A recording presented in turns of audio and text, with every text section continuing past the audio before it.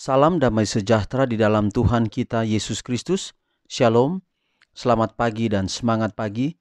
Jumpa kembali dalam renungan pagi kita untuk hari ini, 6 Juli 2022. 6 Juli 2022. Dan firman Tuhan kita di pagi hari ini dengan judul Allah mendengar doa orang yang kecewa. Allah mendengar doa orang yang kecewa. Sebelum kita lanjutkan pekabaran firman Tuhan di pagi hari ini, mari kita tunduk kepala dan kita berdoa. Bapa kami dalam sorga, puji dan syukur kami persembahkan kepadamu atas berkat dan anugerah yang Engkau curahkan dalam kehidupan kami hingga di pagi hari ini. Kami telah ada di hari yang baru, dan untuk memulaikan hari ini kami kembali lagi datang mendengarkan suara Tuhan. Biarlah pekabaran firman-Mu di pagi hari ini akan menguatkan kami, menuntun kami untuk tetap setia kepadamu. Inilah doa kami ya Bapa, terpujilah nama Tuhan, dalam nama Yesus kami telah berdoa. Amin. Sekali lagi pekabaran firman Tuhan kita di pagi hari ini, 6 Juli 2022 dengan judul Allah mendengar doa orang yang kecewa. Mazmur 31 ayat 22, Aku menyangka dalam kebingunganku, aku telah terbuang dari hadapan namamu. Tetapi sesungguhnya Engkau mendengar suara permohonanku ketika aku berteriak kepadamu minta tolong. Sekali lagi, aku menyangka dalam kebingunganku, aku telah terbuang dari hadapan matamu.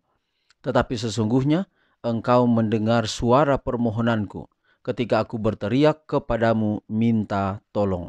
Mazmur 31 ayat 22.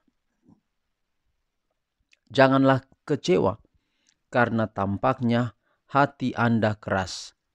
Setiap rintangan, setiap musuh dari dalam hanya menambah perlunya Kristus bagi jiwa.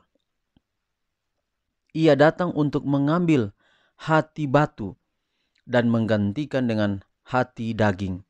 Pandanglah Dia untuk memperoleh kasih karunia Kristus, untuk menaklukkan kesalahan-kesalahan Anda yang aneh itu.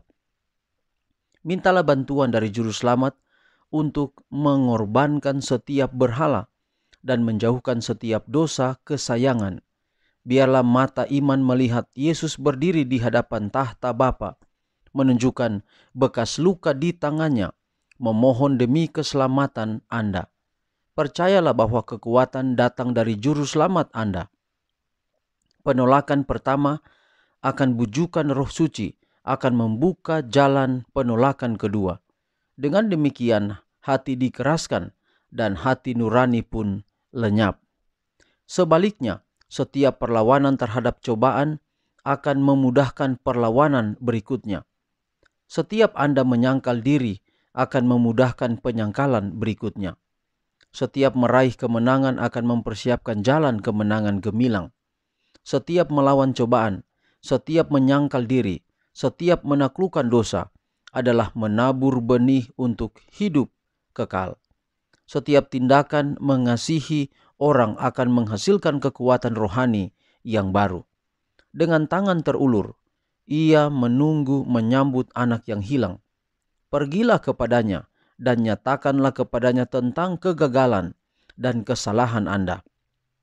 Mintalah kepadanya kekuatan untuk ikhtiar yang segar. Ia tidak pernah mengecewakan dan melecehkan keyakinan Anda. Pencobaan akan menerpa Anda.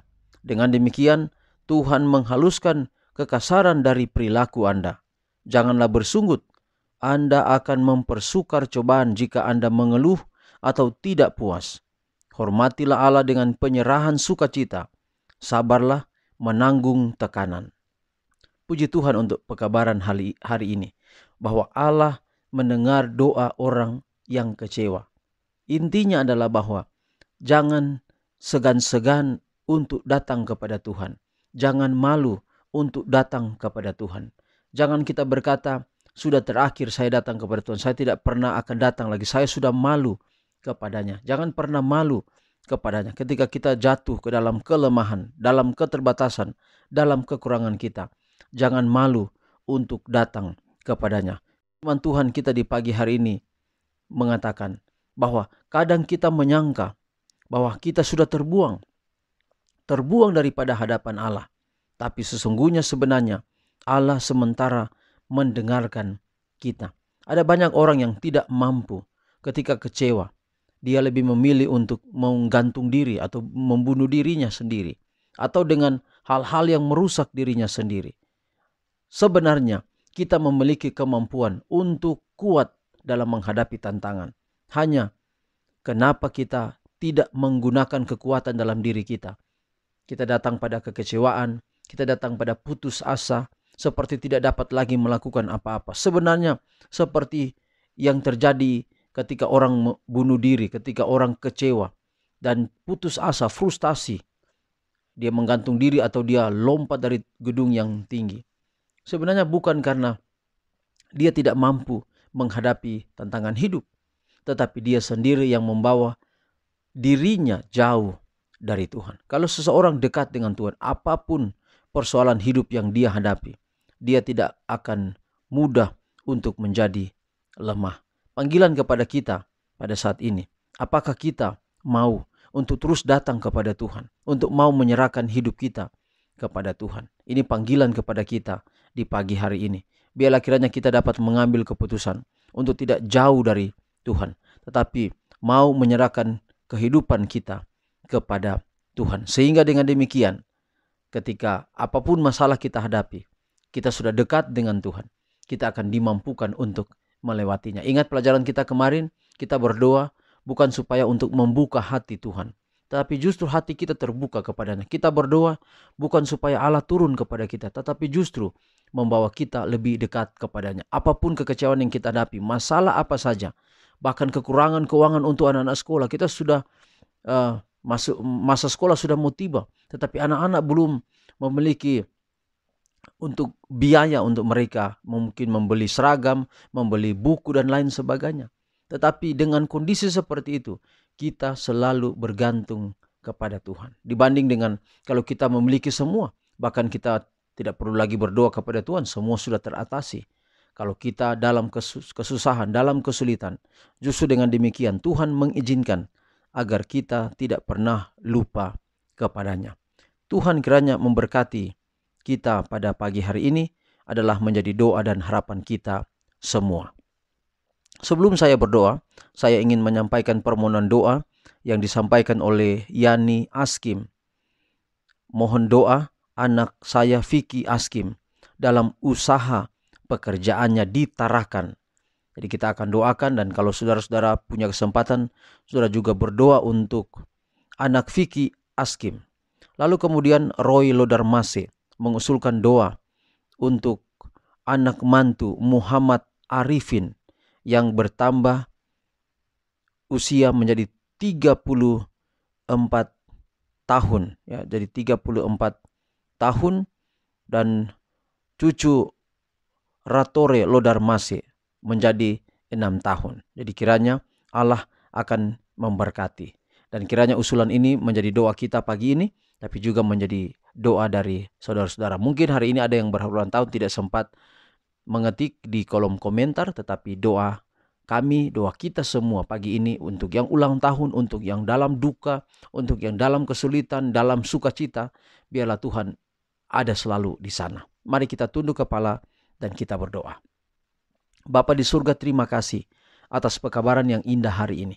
Kiranya dapat menjadi berkat dalam kehidupan kami. Biarlah kami terus bergantung kepada Tuhan dan selalu menyerahkan hidup kami kepada Tuhan. Hamba berdoa menyerahkan semua pendengar renungan pagi di mana saja berada. Lebih 700, ada hari yang 800, ada juga hari yang mendengar 1000 pendengar. Tuhan memberkati. Hamba tidak bisa menyapa satu persatu dan bahkan tidak mengetahui nama mereka satu persatu. Tapi kiranya Allah yang mengenal setiap yang mendengarkan firman Tuhan, berkat Allah menaungi hidup mereka. Hamba doakan untuk adik Vicky Askim. Tuhan berkati dalam usaha pekerjaannya di Tarakan.